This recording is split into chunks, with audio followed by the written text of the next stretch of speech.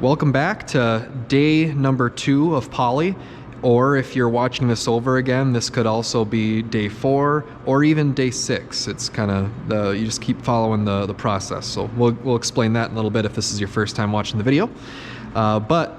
Yesterday, or the last time, or in the previous video, we polyed the top half of the project. We polyed the top, the sides, the outside of the legs, the outsides of the stretchers here. So now we're ready to we had to let that dry, so we let that dry overnight, or if you polyed in the morning, you can poly again in the afternoon.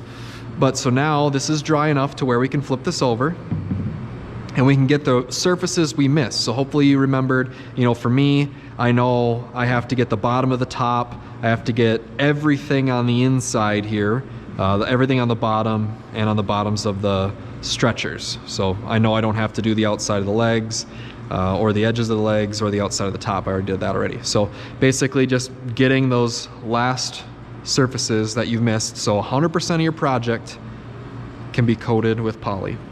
Okay, so again, we've got our brush that we cleaned yesterday. We have our poly can, stirred it with a stir stick, again, not agitating it, trying not to put bubbles in it. Okay, just dipping the brush, again, not like a caramel apple, we don't have to dunk the thing. Okay, and we can just start getting to work here. Again, this is, for me, this is day 2, so this is a dry board, so it's gonna be a little thirstier for poly than what you'll experience on, I guess this would be day 4 or 6 would be the equivalent.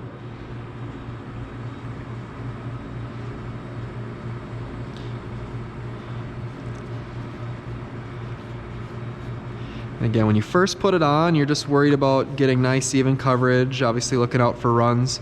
Once you've got a good coat on everything, then you can kind of give that same surface a once over just to make sure that you don't have any brush strokes. So again, just kind of at the beginning, I'm more worried about coverage. This is these surfaces are probably less likely to be seen by people, so not quite as concerning if a mistake were to happen, but it is important that we get good coverage, because the objective of this poly is not just to increase the look and give it a little bit of a shine, but it's also to protect it and keep moisture out. And there's moisture in the air, especially on a humid day in the summer and project sitting out. It could easily get moisture in it if we didn't do a good job polying. And when moisture gets into a project, that's when things can swell and warp and crack and all that kind of stuff. So definitely want to make sure you get the bottoms of the feet. Again, this is going to be on the ground, and if it ever gets in a spill or something like that, you want to make sure it doesn't absorb. And this is end grain, so that's like the bottoms of the straws. If you remember from class, we talked about how tree fibers work. But definitely keep your eye on a swivel. Make sure you don't miss a spot, or you don't have a... Ooh, look at that. Let me see if I can get the camera on that one. Definitely keep an eye on stuff like that.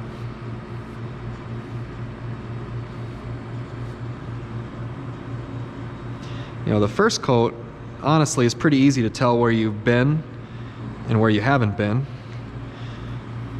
because you're going from a dry, flat board, flat look, to something with a little bit of shine, a little bit of gloss to it.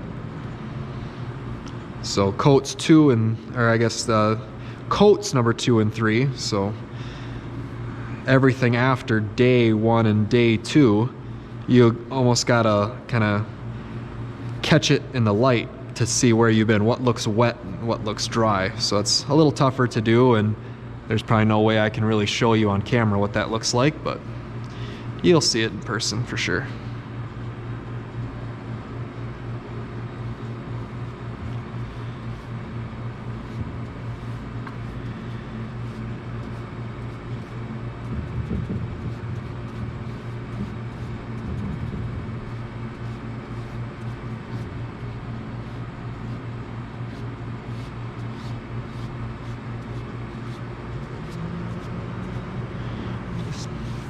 Keep taking your time.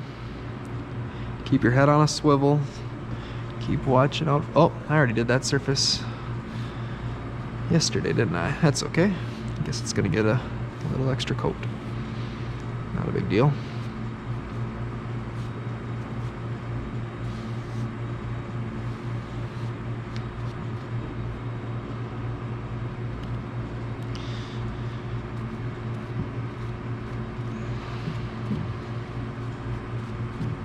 Yeah, just make sure, I mean, there's every surface. Probably be easy to forget this bottom corner of the stretcher. Ooh, that was a little heavy.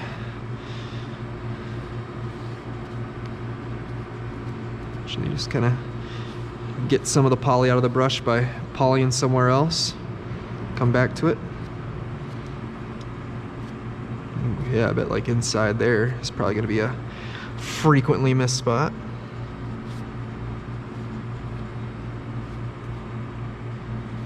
Just kind of looking back, seeing where my poly kind of collected. Ooh, definitely a run right there. There we go. Almost done. This edge here.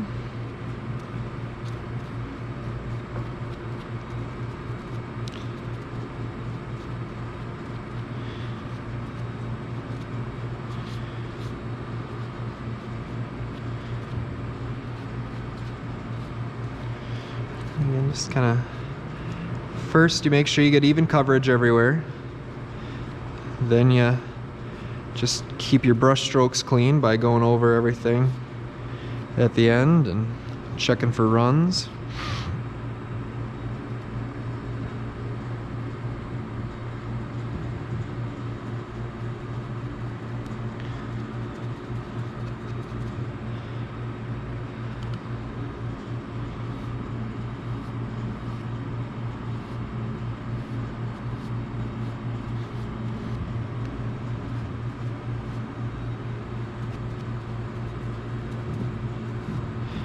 I try to avoid pushing the brush into the wood. See, I'm trying to do a lot of brush strokes.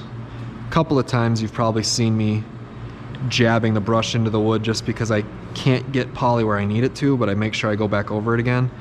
The concern is with a foam brush, you're putting air bubbles when when you're squeezing it like a sponge.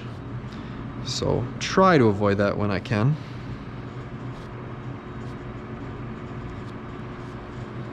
Foam brushes are probably not what the pros would use, but they're easy for us to clean up and they're affordable. Okay, I think I got it. So again, when you think you're done, it's always good to get your head on a swivel. Probably said that 100 times, you're probably sick of hearing that. But if you want it to look good, yeah, there's another poly run. I don't know if you guys can see that or not, but right there. Again, that would look bad because it look upside down. When we flipped it back right side up, it looked like a drip going upwards. Anyway, so that is coat number 1. We're gonna call it there. You can get your fingers underneath it, put it back in the storage room to dry. You're already watching the previous video of how we're going to clean up the brush and get the can stuff put away, so we'll leave it there. But that brings us to, I'll just add it to this step. I'll cut to the next scene where we use the 400 grit in between our coats. So once this dries and we're ready to start coat 2 or day 3, we'll want to hit it with that 400 grit. So I'll just cut to that video. Okay, we are officially on day 3 of poly. We spent day 1 giving the top half, I guess, a coat, and then on day 2 we flipped it over and we polyed everything else. So by the end of day 2, 100% of the surface areas have been covered, bottoms of the feet, insides, everything. Okay, so now we're about to start day 3. Now this is the one thing I wanted to mention about how in between coats of poly, we want to lightly hit it with some 400 grit sandpaper. It's typically this gray stuff I have. It's in one of the bottom gray drawers over there. So especially after your first coat. I'm sure the camera won't be able to pick it up, but when you feel this, it almost feels like there's some tiny little goosebumps or so on it. Just it feels almost a little rougher than, once you gave it a really good sanding with the 220, your project probably felt really, really smooth. And you might be surprised that after the first coat, once it's dry and you feel it, it almost feels a little more rough than when you started. So that's completely normal, especially after the first coat. It's just the poly, settling on the material, just kind of, like I said, leaves a little bit of bumps behind. So what we're gonna do is we're just going to lightly sand it with the 400 grit sandpaper with the grain. Now again, I'm not putting my elbow into it and really trying to sand, because then I'd just be sanding through my one coat of poly. So I don't want to do that. What I am doing is just lightly going over it and getting those high points taken off. Okay. Making sure I hit every surface area. I won't do it all just for the sake of time on this video, but you get the point. You'll hit every surface. Now, if you have any drips or runs in your project, like we talked about in the first day of poly, like just runny snot, that kind of stuff, now would be the time to fix that. If the 400 grit can take it off, great. If not, you might have to step up to 220, and that might go all the way through that, dried snot drip and actually through and then back to the wood. You have to start over, but that's better than, like I said, a run on your project. So, but again, just lightly knocking off those high points.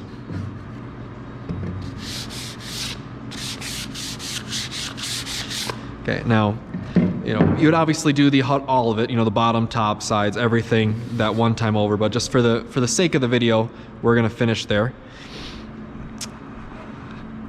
And then we'll hit it with a little bit of compressed air. Now, you don't want to breathe this. Again, just kind of hold it back and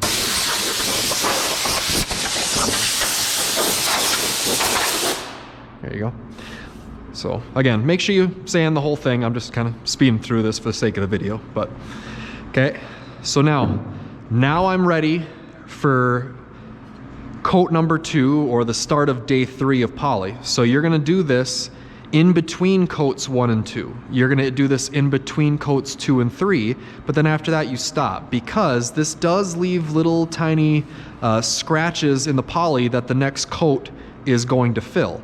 So if you do this after coat 3, you're gonna leave scratches behind. Your poly is gonna look a little cloudy and hazy because you got little tiny scratches in it. So the start of day 3 and the start of day 5 is when you're gonna wanna do that.